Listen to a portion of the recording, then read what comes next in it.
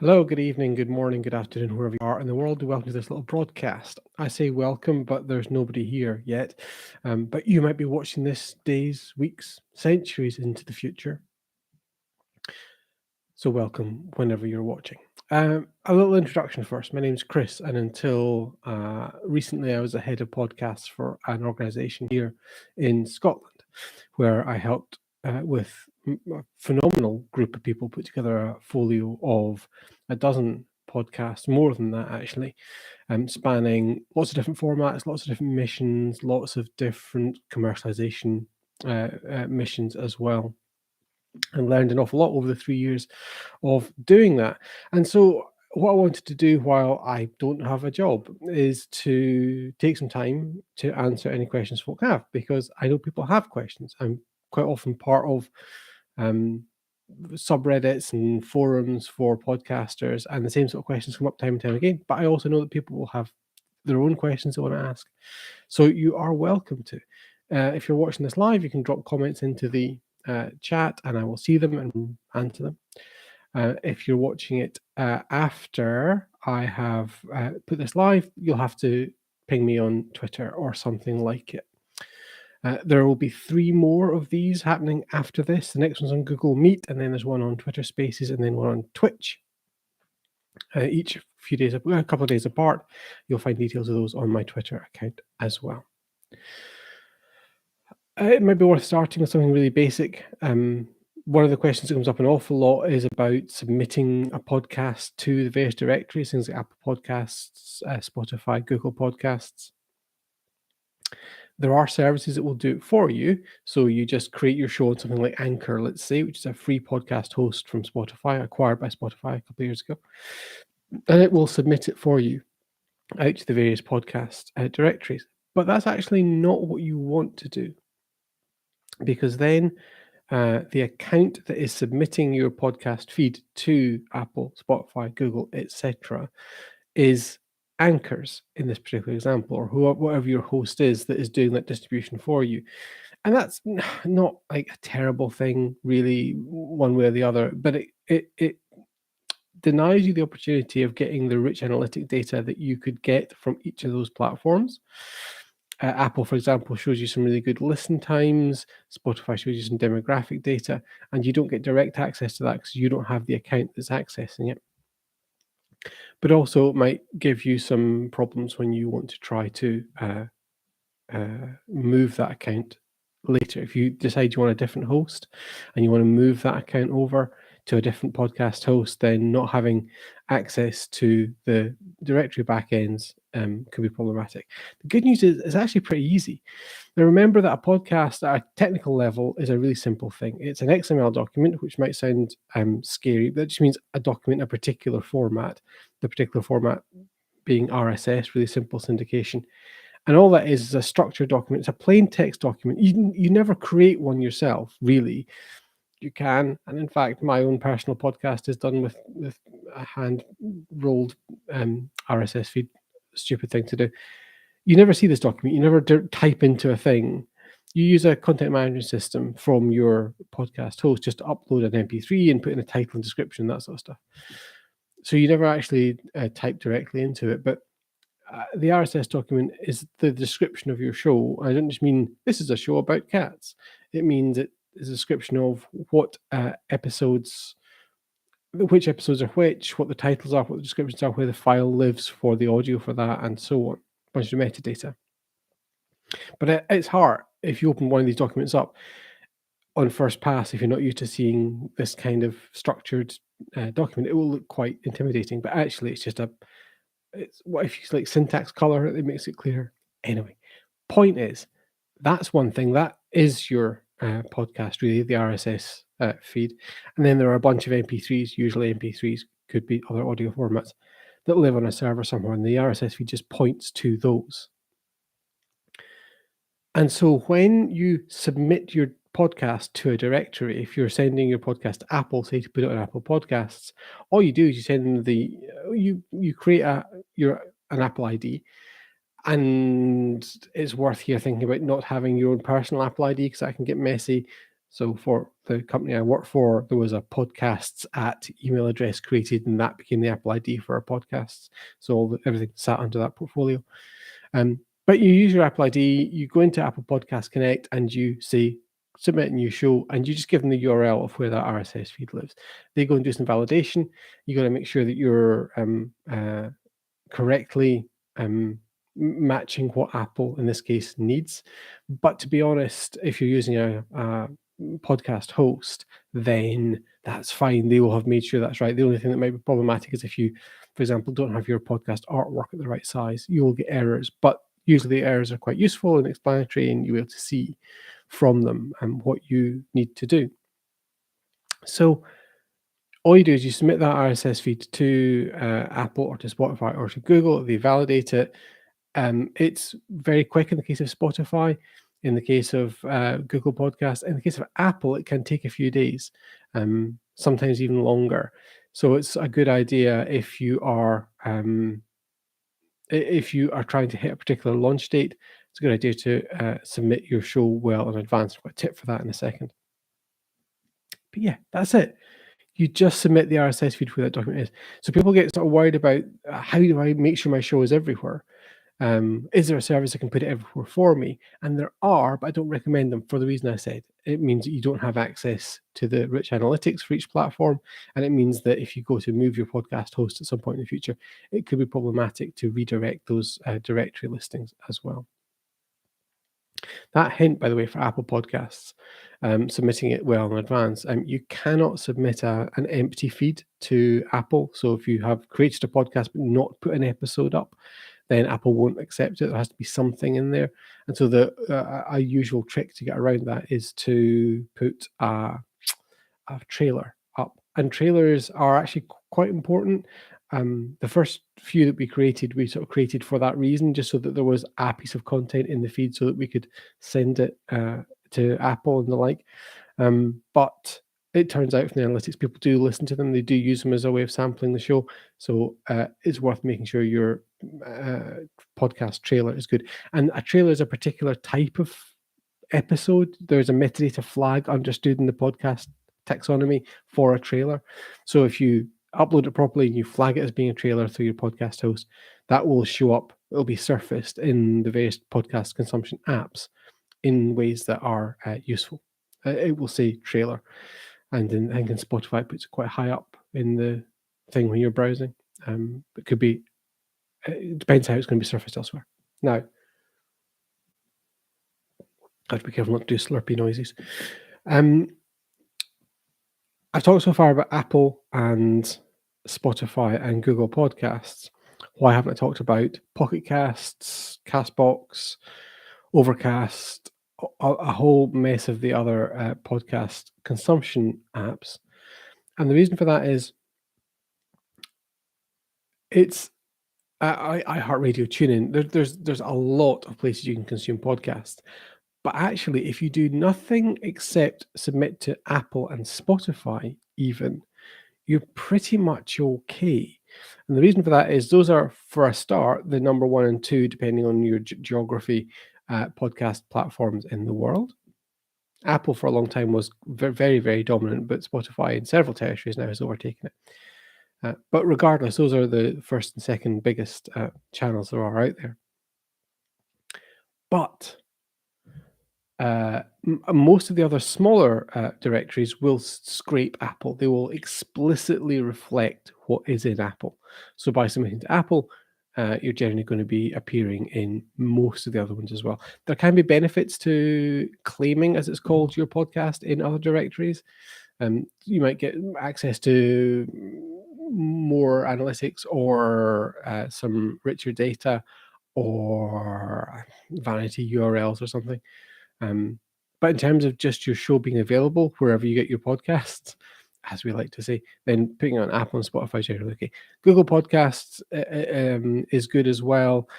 Google changed how they deal with podcasts a little while ago. It used to be that you had to have a little micro page basically for your podcast as a website, and it would crawl that specifically, but they have changed now to being an RSS based podcast directory service. But there's still good SEO reasons, I think, for being on Google, because those descriptions will be crawled as part of Google's indexing of the web. Delightfully, I've been talking to myself for the past 10 minutes and nobody else is here. Maybe nobody else will show up. Maybe nobody has burning questions about podcasting to ask, but I'm going to keep going for a little bit longer just in case anybody rocks up and wants to ask things. I have got some pre-sent in questions. Before that, perhaps you'd be interested in hearing about the setup I'm using just now to broadcast to you. So this is coming to you through YouTube Studio, just through the web app for YouTube. And it's using a Sony ZV-1 as my webcam up there. This is a Samsung Q9U microphone, which has both USB and XLR connections on it. XLR being the standard big audio connection, old-fashioned audio. I say old-fashioned. That makes it sound like it's irrelevant. I just mean it's been around for a long time. Very established standard. Maybe we could refer to old people that way. So you could connect it up over USB, which is handy for doing like solo broadcasting or for simplicity. Because if you're going via XLR, you're going to need something to be able to convert this big chunky XLR connection in here into something that a computer can use if you want to use it with a computer. And so there's a cable that goes through this Rode PSA-1. It's not through, it's just sitting on top of it here. But along this Rode PSA-1 arm, down around the back of my desk into a Zoom H5, which is sitting here to my left, which is a combination recorder and audio interface. It can act as either.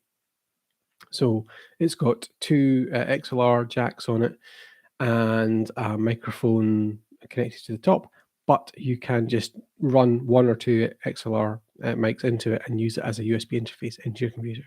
So that's how the audio is getting from the mic into the computer, and then the video is going from the Sony ZV-1 via its HDMI out into an Elgato Cam Link 4K that is connected in through various things into the computer as well. One thing you might notice is there's a slight delay between the video and the audio, which is a bit annoying for you. I apologize. In the next couple of days, I'm expecting a Rodecaster Pro to arrive, a Rodecaster Pro 2, I should say, to arrive, which will be used for my next streams. And it's brilliant in many ways. One of the really cool things about it is it does have a audio delay feature. So it can delay the audio that's been sent out from the Rodecaster Pro into the thing, which will bring these back into sync. Right. So to a question submitted in advance from Martin on Twitter, who asked, what do you do if you just hate the sound of your own voice? That's a really common, really. I mean, one of the things I did in my last job was working with people who weren't experienced broadcasters. Nobody, actually, that's not true, but almost nobody had experience doing broadcast, and certainly nobody had extensive experience doing broadcast when I was working with them. And so a good deal of what I was doing was working with them to make them more comfortable, make them more confident, and get them more comfortable in hearing themselves. And you'll notice, by the way, I'm wearing headphones. Also, I don't particularly need to wear headphones, so it's a one-way broadcast, but I am monitoring myself in my headphones, so that these headphones are connected into the H5 as well. So I'm hearing my own voice in real time, which can be slightly unsettling if you've never done that before, but it's really good training. It's good training because that's what the pros do. That's not good enough reason, but it's good training because one of the reasons I like to recommend people do it, even if they're working solo like this. Obviously, if you're doing a call or you're like on a conversation, you need multiple people, then you need headphones to hear them, or at least you really should use headphones. Of course, you could use your laptop speakers or other speakers, but then the microphone will be picking up the sound from the speakers, and you get echo and feedback, and it gets all really messy. Or echo and echo cancellation, and it starts to degrade the sound, and it's a bad idea. So you want headphones. But I'm wearing them because I can hear myself. But the reason I like to recommend people to do it, even in this situation, is that it's a good virtual leash. So if I pull away from the microphone slightly, these are very directional. It's called a cardioid pickup pattern. They're very sensitive at the front of the microphone, but not very sensitive at the side of the microphone and the back of the microphone. And so you've got to stay in position quite well. And so if I drift away or I start to lean back, I can hear my voice dropping off my ear, so that pulls me back into the microphone. So that can be a little bit unsettling. But more than that, I think the most important thing is just to trust that A, your voice doesn't sound as bad as you think it does. It just doesn't. And weirdly, do you remember the first time, like, and for me as a kid, I had a little tape machine that could record myself on, um, and I had that experience of listening to my voice play back and thinking that doesn't sound like my voice. And of course, you very quickly learn that the voice you hear inside your head is not the voice everybody else hears because you've got bone and brain and everything else that's causing resonance. So you hear your voice literally differently to everybody else. Um, but a strange thing, and that persisted all the way through to my 20s or something, that my recorded voice didn't sound like my actual voice. But a strange thing happened the more I did it, was that the more that my spoken voice started to sound like the recorded voice, the more I stopped having a strange sort of uncanny valley reaction to hearing my own voice when it was recorded. So that's the thing. But your voice never sounds as bad as as you think it is.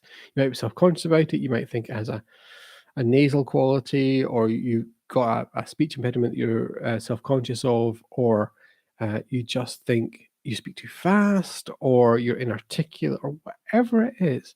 I promise you that nobody else thinks that, or at least not to the same degree. Um, I suspect if you have a speech impediment like a stutter or a lisp, you're particularly conscious of it. And I'm not suggesting that people are utterly uh, they don't hear it at all, but they won't think it's as much a big deal as you do. The other thing is, more importantly, I think, is to to learn to trust yourself, that the thing you have to say is important, and the way that you want to express that is important as well, and valid, and deserves to be heard in the world. I think very often when people sort of run out of steam mid-sentence, or they suddenly catch sight of themselves, as it were, out the corner of their own eye, and they think, well, this person sounds like a gibbering idiot, or I hate the way that person sounds. Actually, whether that microphone has been handed to you by somebody who's vested with some sort of authority to say, please, I want to hear what you have to say, or whether you've decided that you want to say something, trust that the thing you have to say is important. And so, and the way that you want to say it is valid. There are many, many podcasts in the world, and I'm often asked about peak podcast and is there still room for other podcasts? And of course, attention gets more and more fractured. That's been the case since time immemorial, and there will always be a space for. I mean, there will always be a space for another podcast about a thing, even if that thing's been covered a billion times over by loads of different podcasts. The way that you're going to do it is going to be different. The way you want to talk about this is special. The angle you have is unique because it is informed by your experience, and nobody else has had the same experience that you've had. Which brings me to my third point to Martin, which is, if it's at all possible, recruit somebody or involve somebody. This is obviously a little bit easier if you're doing something professionally, but bring somebody in a kind of producer role. Now, if you're doing this professionally, that might be a formal producer, somebody who's actually either being paid or as part of their everyday duties to act as a producer. Or it might just be a spouse or a pal, or a sufficiently articulate pot plant or something. But the point is to get somebody in the mix, preferably live, preferably with you as you record, who can tell you whether or not you are speaking nonsense, or can tell you that you're being inarticulate, you need to slow down or speak more clearly, or whatever it happens to be. And the reason that that is important, so a producer does a whole bunch of different things, and the definitions are slightly blurry, but I would submit that the job of a producer during a recording is just to make sure that the talent, the people who are being recorded, sound the best they can, the best versions of themselves they can, and that they hide the process of making the sausage a little bit from the listener. And so, as a producer, and if I was doing it today, working with a new team, you're sitting there and it was yesterday, you're sitting there and you are listening to them talk. And if they suddenly run out of steam and go, well, how are we going to end this? You can step in and suggest a way. You can remind them that things can be edited. You can think about how things can be edited so that you can anticipate issues with what has been recorded and go, no, I'm sorry, we need to do that again. But the main point I wanted to make about this particular aspect of how do you deal with hating your own voice is, if you have somebody to act as a producer, you offload worrying about this to them.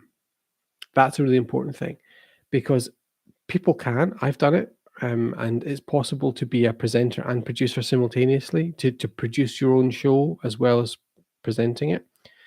And obviously, there are untold tens of thousands of people across the world who do that all the time on their own, small scale passion project podcasts, all the way up to, incredible Renaissance people who can do it on very, very high budget or like high impact shows as well. But the reason it makes sense to be able to offload that is because you then don't have to worry about it as the presenter. You can stop second guessing yourself. You can just think, do you know what? If it requires so much trust and communication, and it requires that if the producer does step in, that you don't necessarily that you don't immediately think they're wrong or don't get defensive. They might be wrong, absolutely, they might be wrong, but it's worth building a relationship if you don't have one already to be able to know that you can have an open, honest, respectful, bilateral kind of communication. And so in that case, once you've got that nailed, that if they haven't stepped in, if they haven't stopped you, if they haven't asked you to do that, we could do another take, or we'll get that in a pickup, or whatever, it's good. It's good because they're that person who's not you, who's listening to your terrible voice, who is listening to the way you're expressing yourself and your tone and your cadence and everything else. And if they haven't said stop and do that again, it's probably fine.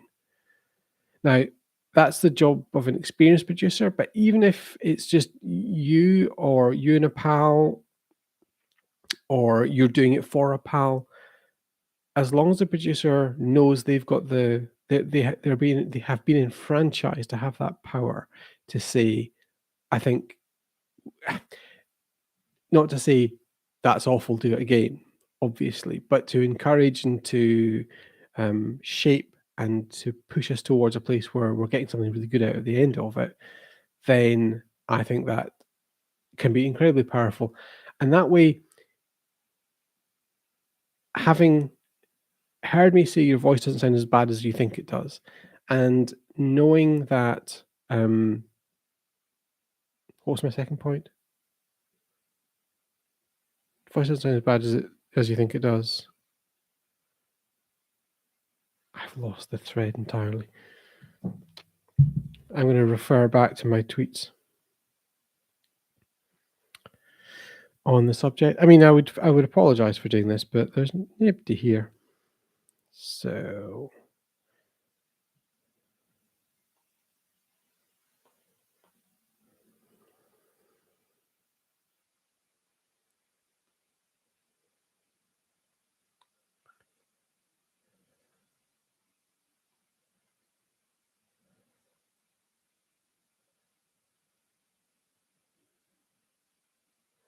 why has it just disappeared from my head?